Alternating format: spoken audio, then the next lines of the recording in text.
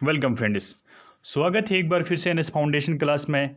Friends, जैसे आपको पता है कि केट का फाइनल जजमेंट आ चुका है क्लास 4 के रिलेटेड, और उसी के रिलेटेड हमने एक वीडियो भी अपलोड किया था कि केट का जजमेंट क्या है। पूरा जजमेंट हमने आपको सुनाया था, वो अपलोड किया था वीडियो थ्रू। और बहुत सारे आप में से एस्पिरेंट्स के कमेंट्स भी आने लगे कि मेरा स्कोर इतना है, क्या मैं वेटिंग लिस्ट में फॉल कर पाऊंगा, क्या मेरी सिलेक्शन होगी या नहीं होगी, वगैरह वगैरह। और यही सारी अप्रीहेंशन लेके बहुत सारे एस्पिरेंट्स परेशान हैं।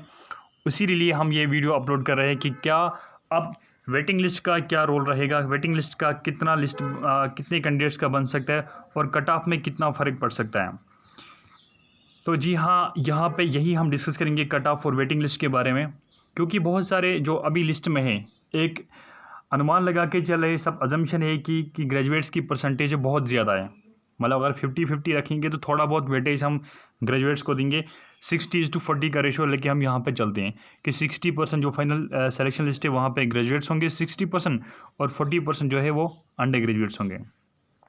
तो आप लोगों ने देखा होगा यहाँ पे क्लियरली कोर्ट ने ऑर्डर पे मेंशन किया है, applicants are not considered as eligible, क्योंकि वो इस मिनिमम और मैक्सिमम क्राइटेरिया पे फॉल नहीं करते हैं। ठीक है, आप लोगों ने देखा होगा, इसके रिलेटेड हमने एक वीडियो अपलोड किया था।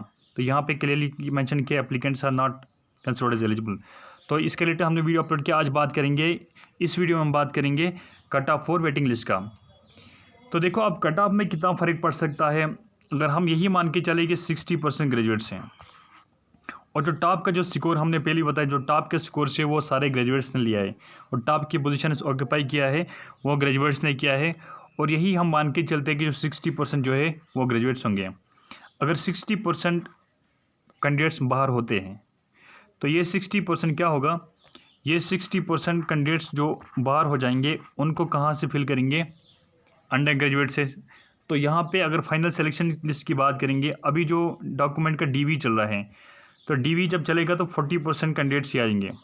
कुछ कैंडिडेट्स ने फेक एफिडेविट भी दिया होगा, हमने सुना भी है, लेकिन वो ज़्यादा देर तक नहीं चलेगा, it will not last longer. तो वो उनके लिए गलत बात है, उन्हीं के फ्यूचर के लिए खतरा है वो।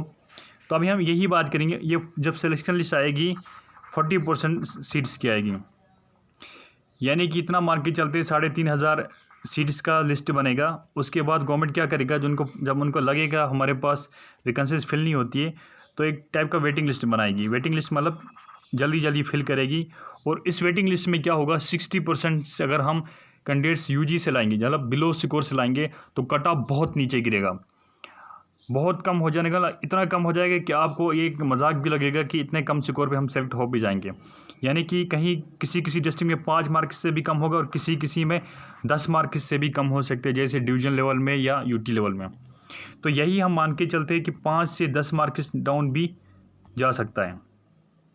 ठीक है, 5 से 10 मार्क्स भी यहाँ पे कट ऑफ जा सकता है।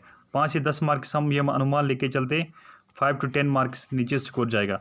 और वेटिंग लिस्ट जो अभी फ़िलहाल के लिए बनेगा, तो वो बनेगा, हमने इससे पहले भी एक वीडियो अपलोड किया था, 4,000 प्लस वैकेंसीज़ का वेटिंग लिस्ट बनेगा। अभी तक कुछ लोग फेक एफिडेविट के लिए लेके डीवी में आ रहे थे, उनको लगा था हम बाद में केस जीत लेंगे तो कुछ होगा, तो वो अब चला नहीं। तो अब क्या करेंगे, ग्रेजुएट्स में डीवी पार्टिसिपेट करना बंद कर देंगे, सीधी सी बात है।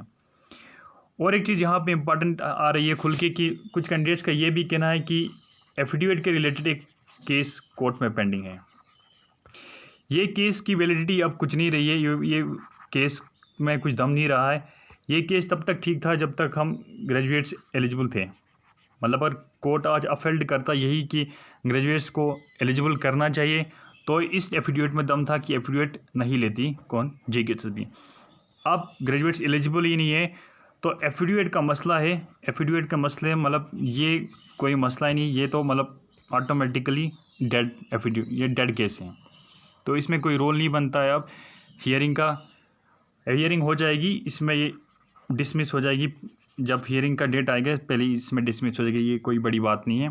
और गवर्नमेंट एफिडेविट ले सकती है, इसमें भी कोर्ट कुछ नहीं कर सकता है। गवर्नमेंट चाहेगी एफिडेविट किसी से लेना, अभी भी जो आम जो डिपार्टमेंट्स में अभी जो सर्विस रेंडर कर रहे हैं, चाहे जिसकी 20-20 साल सर्विस हो गई, और गवर्नमेंट इनसे एक टाइप की एफिडेविट मांगे कि आप दे दो एफिडेविट कि हम इसमें ये करेंगे, या कहीं और नौकरी छोड़ के नहीं जाएंगे, कहीं और नहीं जाएंगे, तो उनको देना है, एफिडेविट देना है। तो उस पर कोर्ट वहाँ पे कुछ नहीं कर सकता है। सो एफिडेविट का केस का यहाँ कोई सेनेंस ही नहीं बनता है, वो ऑलरेडी डेड है, इसी केस के साथ वो भी डेड हो गया। तो हमारा इस वीडियो अपडेट का कुल मकसद ये था कि परेशान नहीं होना है। आप कमेंट्स करते रहते हो हमारे वीडियोस पे कि हमारा 34 बनता है, 36 बनता है। आप ये मान के चलो वैकेंसी जिस डिस्ट्रिक्ट में ज़्यादा है तो वहाँ से 5 से 10 मार्क्स डाउन हो सकता है, जिसमें कम वैकेंसीज है वहाँ 3 से 5 मार्क्स डाउन हो सकता है कट ऑफ। उम्मीद है आपको वीडियो अच्छा लगा होगा, और अच्छा लगे तो अपने दोस्तों के साथ शेयर ज़रूर करें और चैनल को सब्सक्राइब करना ना भूलें। Thank you.